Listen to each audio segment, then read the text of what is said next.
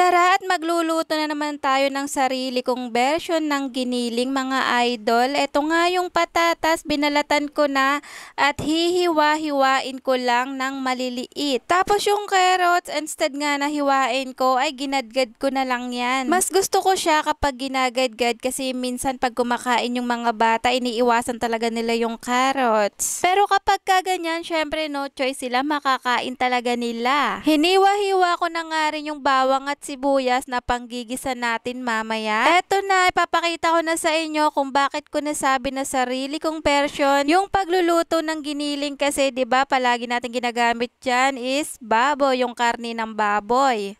Oo, tama ka nang nakikita idol dahil yung gagamitin ko nga ay chicken breast. Ayan. Yung pitsyo ng manok, tinanggalan ko nga lang pa yan ng mga buto. Tapos tatanggalin ko rin dyan yung mga balat. Hindi ko na nga yan pinagiling dun sa binilhan ko dahil meron naman akong gagamitin dyan. Tsaka malambot lang yan.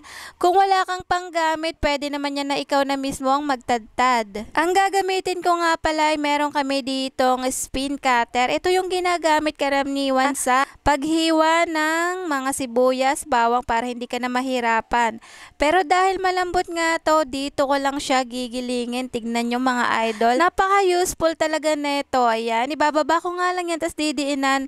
Then hahata-hatakin ko lang yan hanggang sa magiling. Kapag ka medyo magaan na yan, open mo na. O, diba? See? Amazing! O, diba? Hindi mo na kailangan pang ipagiling yan. 150 pesos nga lang pala yung bili ko dyan sa chicken na yan. Marami na yan magagawa mga idol kapag kagagawa kayo ng Shanghai. Yes, tama ka nang iniisip idol. Kung gusto mong magkaroon ng spin cutter, marami niyan sa Shopee o kaya sa Lazada. Search mo lang yan at makikita mo na yan. Murang-mura lang yan mga idol. Sobrang useful talaga niyan. Kaya hindi ka magsisisi kapag ka bumili ka niyan. Kung gusto mo na mas pino pa, syempre, hihila-hilahin mo lang ng medyo matagal pero para sa akin, okay na to.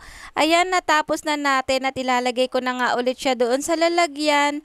Tapos imimix ko na rin dyan yung carrots tsaka yung patatas kanina. Hahalu-haluin ko lang yan. Syempre lalagyan muna natin yan ng mga pampalasa. Hindi ko na nga din lalagyan ng celery dahil hindi kami mahilig dyan. Okay na sa akin yung mga simpleng pampalasa kagaya nga nitong paminta. Lalagyan ko lang din yan ng konti. Tapos, syempre, nilagyan ko na rin yan ng mas malasa pa talaga ang ginisa mix, my favorite. Lalong-lalo na sa gulay, grabe. Sumasarap talaga yung luto mo pag yan ang gamit. And last is yung asin. Depende na lang yan sa panlasa nyo kung gaano karami. Nekos-mekos ko na nga yun, hindi ko na nga yun pinakita mga idol. Pagkatapos nga, gigisahin na nga natin. Bahagya lang naman kasi pinong-pino na yan, napakadaling maluto.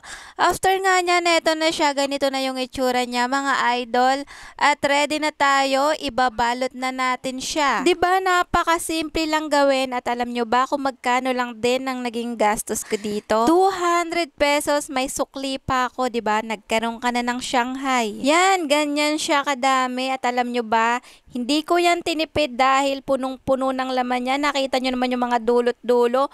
Walang tupi ang nangyari. Ano pa nga ba'y gagawin natin? Sige, tara, let's luto-luto na. I-fry natin na yan. Sa pagluluto na ito mga idol, kapag nakita mo na naging golden brown na yung balat, pwede na yan. Yung maging crispy lang, okay na yan kasi luto na rin naman yung giniling na manok. Sigurado ako na marami na naman akong makakain neto at gustong-gusto nga rin ito ni Taba. Kaya pagkatapos ko nga lutuin yan ay kakain na rin kami. So mga idol, napakadali lang yan, magluto ka na rin.